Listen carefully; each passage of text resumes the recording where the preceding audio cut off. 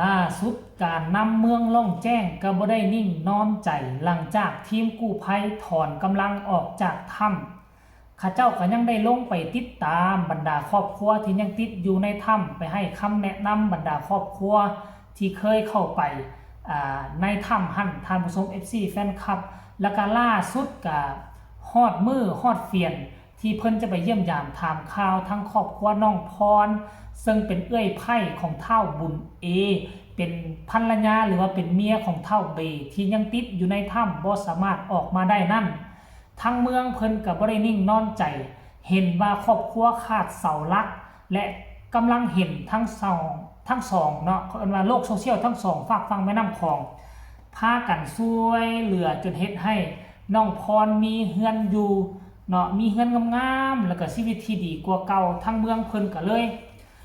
พากันเดินทางมาให้กำลังอกให้กำลังใจถึงม่องถึงทีอยู่ที่บ้านพันไซนั่นเองท่านผู้ชมซึ่งมีน้องพรและก็ทั้ง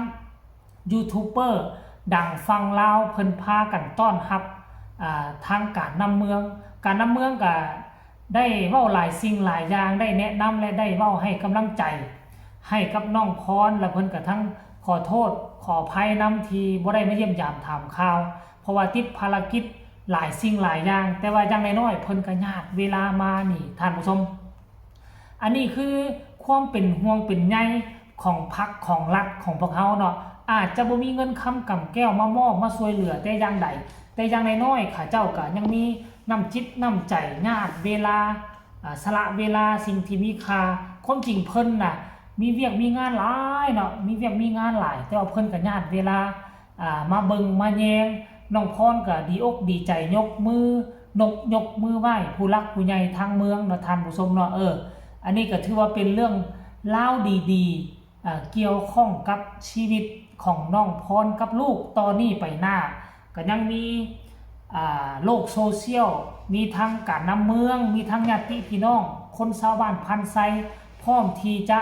ดูแลเบิ่งแยงให้การช่วยเหลือต่อไปในอนาคตเนาะสำหรับเรื่องของผัวที่ยังติดอยู่ในถ้ำการนำเพิ่นก็บอกว่าต้องได้ยอมรับความจริงเนาะเพราะว่าทุกคนทุกภาคส่วนตั้งหน้าฝ่าฟันพยายามสุดความสามารถแล้วคันว่าเฮาสิจมปักอยู่กับอดีตเฮาก็บ่สามารถออกจากจุดนี้ได้เฮาก็บ่สามารถเลี้ยงลูกจะให้ใหญ่ได้เฮาก็บ่สามารถจะออกไปทำมาหากินได้คันถ้าว่าเฮายอมรับความเป็นจริงให้มันได้แล้วชีวิตของพวกเฮาก็จะมูฟออนไปได้เฮาก็จะสามารถไปทำมาหากินเลี้ยงดูเบิ่งแยงลูกเต้าให้ใหญ่ขึ้นมาซ้ำกับสังคมที่เขาสามารถเฮ็ดเป็นไปได้นี่ท่านผู้ชม FC แฟนคลับนี่คือเรื่องเล่าดีๆที่มันเกิดขึ้นสำหรับตุนเนาะเพิ่นก็บ่สามารถจะอยู่ช่วยเหลือจนเฮ็ดให้เฮือนของเอ้ยไผ่สำเร็จเสร็จสิ้นได้เพราะว่าเพิ่นต้องมีภารกิจเพิ่นกับเมียก็เดินทางฮอดเวียงจันทน์มื้อนี้แล้วคาดว่ามื้ออื่นนี่จะไปเฮ็ดพาสปอร์ตถ้าได้ภายใน 2-3 วันก็คงจะเดินทางไปประเทศไทยแน่นอนแต่ว่าจะเดินไปผู้เดียวหรือจะไปพร้อมกันกับภรรยานั่นอันนี้บ่แน่ใจเดี๋ยวให้ทุกคนติดตามตอนต่อไปค่อยจะไปซอกหาข้อมูลข่าวสารมานำเสนอแน่นอนถ้าหากว่ามีอย่างเคลื่อนไหวเกี่ยวกับบุญเนาะรายละเอียดเนาะอยากให้ทุกคนไปเห็นคลิปนี้สากลวินาทีที่การนำเมืองเพิ่นมาเยี่ยมยามถามข่าวฮอดเฮือนฮอดซาวฮอดเฮือนฮอดซานของน้องพรเลยมาให้กำลังใจว่าน้องพรจะมีสีหน้าแนวใดให้ไปชมคลิปนี้นำกันเลยแบ่งเบาความยุ่งยากให้ครอบครัวที่ได้จดจ่อรอคอยให้เขาเจ้ามีกำลังใจดีขึ้นโดยก็แสดงความขอบคุณใจหลายๆเด้อโดยขอโทษอภัยบ่ได้มีเวลากระชิดแทศปานใดมื้อนี้ตั้งใจมาอยู่มายามมาเบิ่งความคืบหน้ามาแสดงความขอบใจน้ำน้องน้ำนุ่งเด้อโดยทางบ่เตียงก็เนาะขอบใจทาง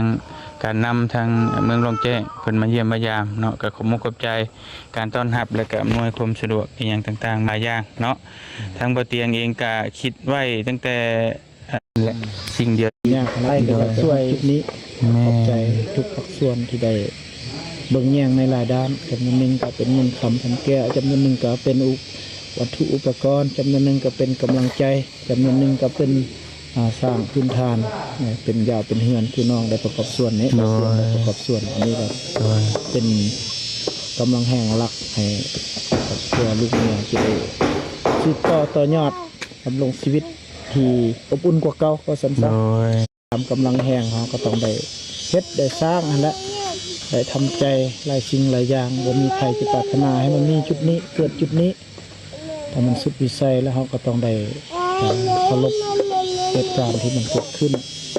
การจัดตั้งทุกส่วนกับป่าบ่ทิมแห่งคิดแห่งใจคนลาวเฮาทั้งนอกทั้งในก็ได้ประกอบส่วนเต็มที่แล้วเพื่อให้น้องนุ่งได้เบิ่งแยงดูแลลูกเต้ากับนำพาลูกเต้ามีชีวิตชีวาที่ดีขึ้นก็ขอเป็นกำลังใจให้เด้อ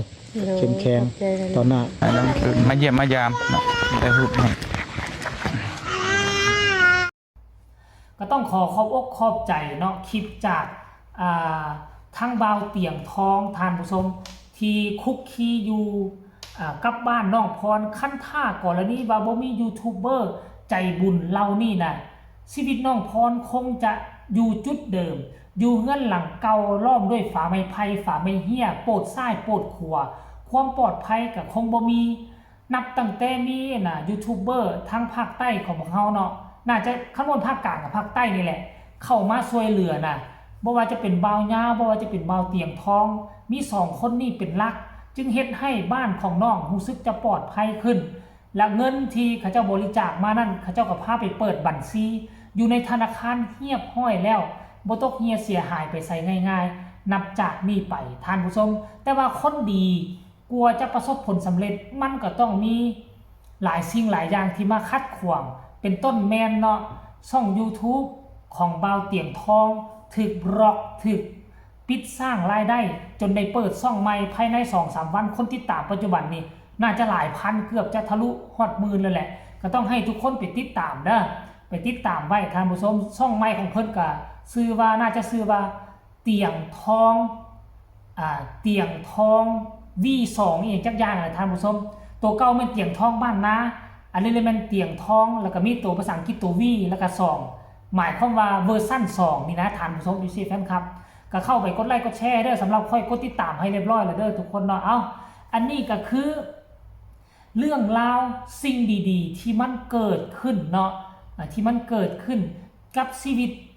ของเมียผู้ที่ยังติดถ้ำสำหรับอีกคนหนึ่งนั่นทางการปกครองเมืองเขาเจ้าว่าสามารถตามไปได้เพราะว่าน้องพรนั่นกลับไปที่แขวงหลวงพระบางแล้วอยู่คนละแขวงอยู่คนละจังหวัดห่างกันประมาณ 3-400 กิโลบนน่ะทางเมืองเพิ่นก็บ่สามารถไปเยี่ยมยามถามข่าวแต่ค่อยก็เชื่อว่าเขาเจ้าก็คงจะไปหาเฮือนพ่อเฮือนแม่ของเท่าบัดเป็นที่เรียบร้อยแล้วล่ะไปเยี่ยมยามถามข่าวกันเป็นที่เรียบร้อยแล้วล่ะอันนี้คือสิ่งดีๆที่การนำภาครัฐทั้งเมืองหรือว่าทั้งอำเภอเพิ่น